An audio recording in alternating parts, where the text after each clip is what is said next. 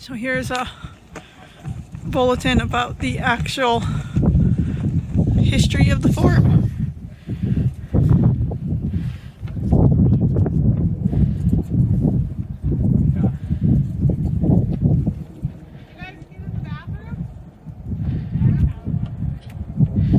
There's what it looked like in the 1880s.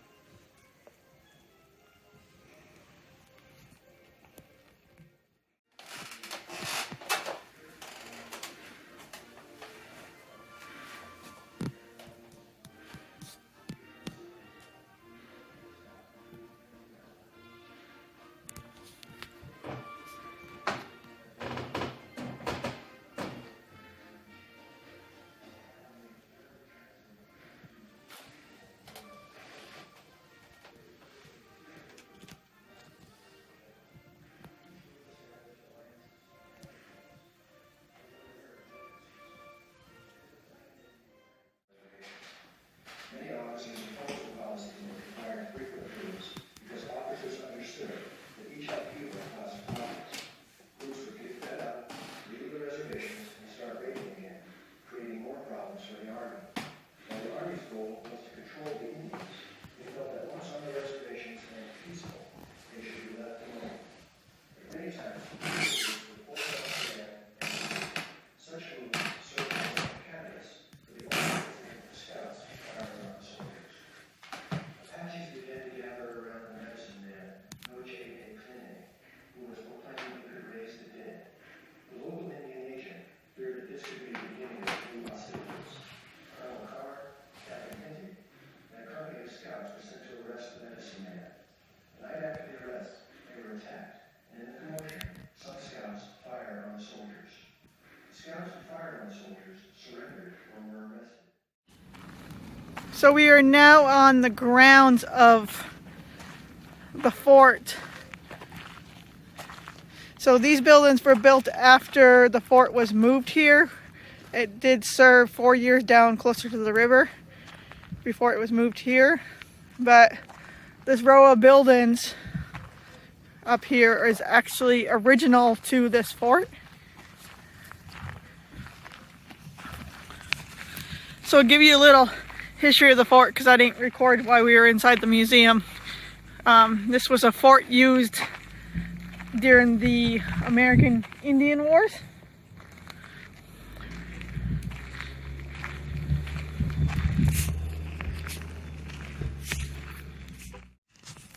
So this is the commanding officer's quarters.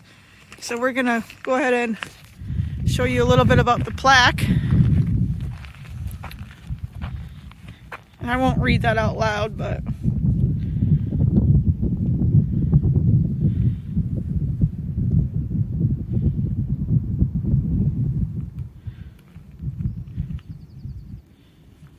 and we're gonna go ahead and walk and go in the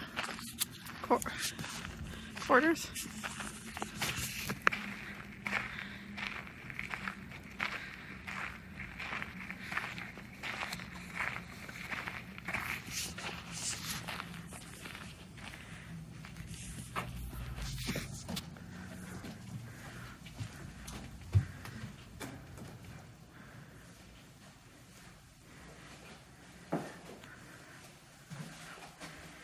Bedroom.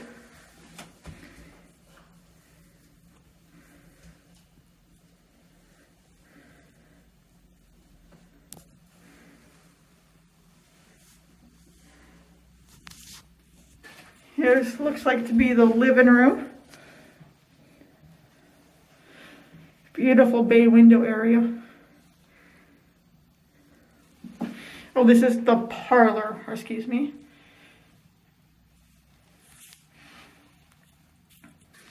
What appears to be a dining room.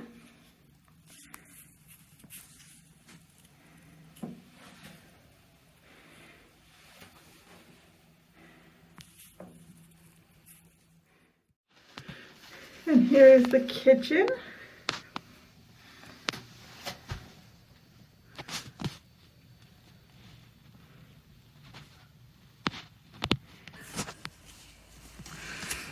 So this little window shows you the original adobe structure. We're gonna head up the stairs, see what we can find. Another bedroom up here.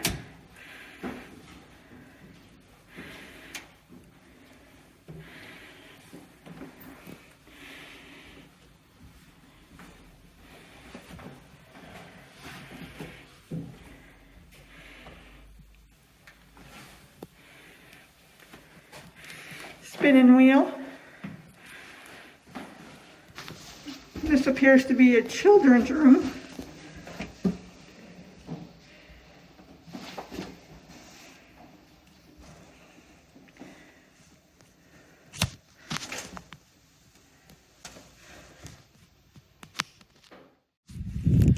So this next building is the bachelor's officers' quarters.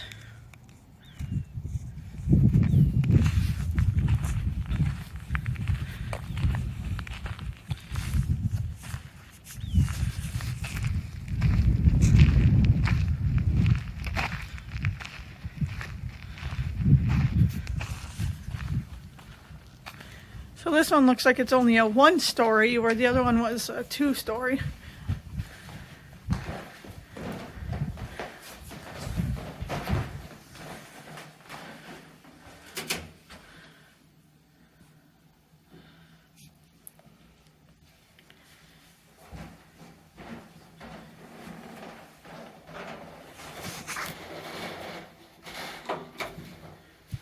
Turn on the light a little bit.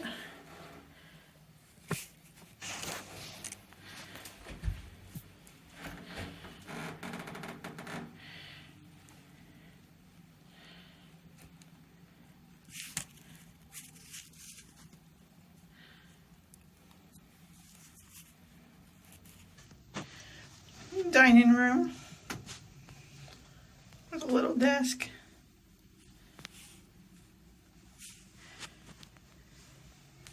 So, communal kitchen at the rear of the building also served as a quarters for the officer striker. So we'll go over to the kitchen. There's a real good kitchen. So there's a view of the kitchen. You can't quite see the stove, it's in the corner there. And then there's the striker's bed.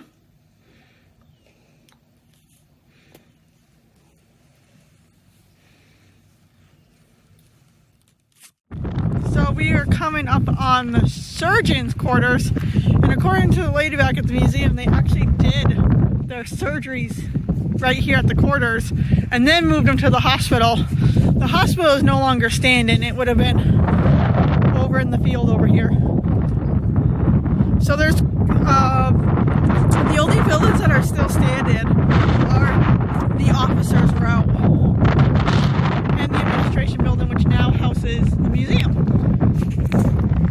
I apologize for the wind. I can't tell if it's actually going into the microphone on the camera or not.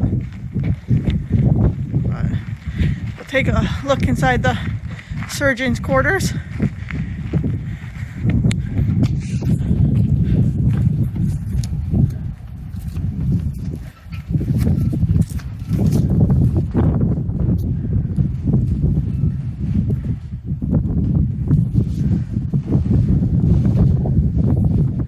Find the,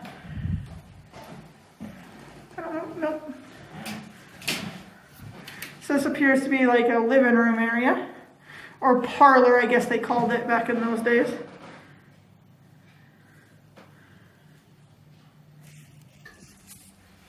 Here is the surgery room. So there's the surgeon's table and all his tools.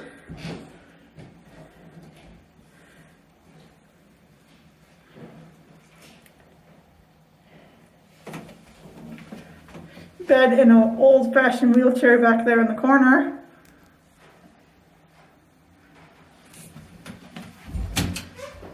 Medicines.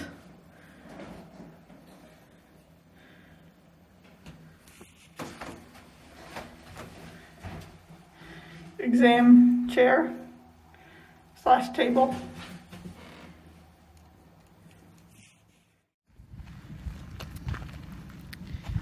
So this Fort Verde was the base for General Crook's U.S. Army scouts and soldiers from the 1870s to the 1880s.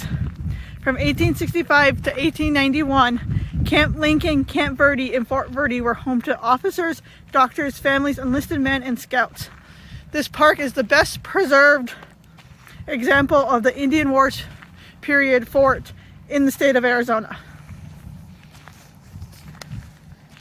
So, a little bit of a common misconception about forts in the West is that there were wooden walls all the way around the forts. That is false. Wood was actually scarce back in that time, so they did not have it. None of the 43 forts in this Arizona territory had walls around them, and this fort was never attacked. So you may be wondering, who are the natives who lived in this area? They were the Yavapai and the Apache.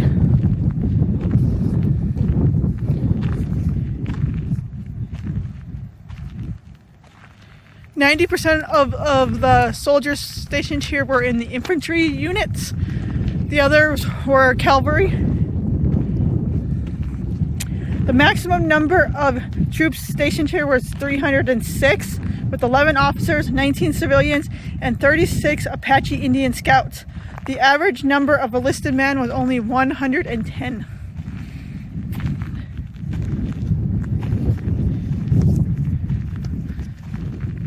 So this fort is actually located in the town of Camp Verde, which is in central Arizona, right in the heart of the Verde Valley.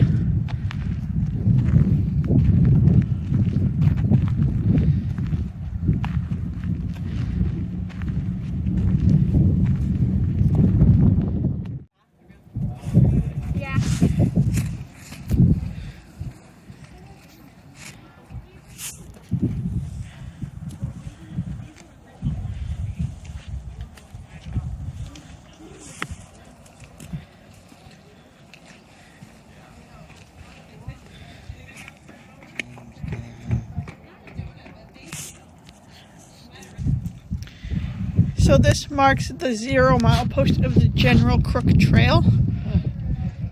Begins at this point with the first in a series of mile markers across the Mogollon Rim segment of the military supply trail, connecting Fort Whipple, Verde, and the Apache. So we've actually been up parts of the General Crook Trail because that's what Forest Road 300 is. Yeah. Which we'll have to take our vlog up there sometime.